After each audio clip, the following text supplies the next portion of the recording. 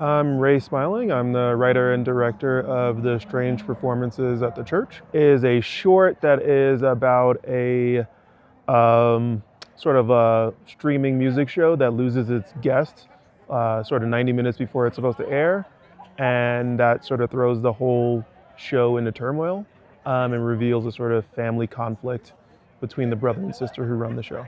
Audience reaction was really good. People seem to be into it. It's a little bit of a weird film, so people were sort of, I think, a little taken aback by it, but that's intended. So one funny thing about it is that most of the film is shot in a recording studio. That is a real recording studio, and there's a part in the short where there's a heavy metal band playing, and unfortunately they were so loud that it was bleeding through the soundproofing of the recording studio into like other studios of like jazz musicians and such.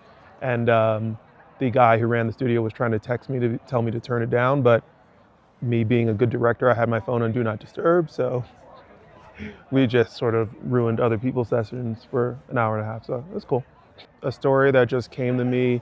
I was just thinking about sort of fraught relationships that that I think a lot of people have, where you're close to someone but they kind of annoy you, and you maybe want to punch them in the face or something like that, but you still have them in your life. And so I was just trying to think of a interesting way to dramatize that, and it came fairly quickly. I wrote it in about, I want to say, like a month or so, and then once I had a script ready, the main thing was I needed a band to show up for it, and I just thought of a random band that I really liked and DM'd them on Instagram and was like, "You guys say you're on tour and you'll be in New York and on this date.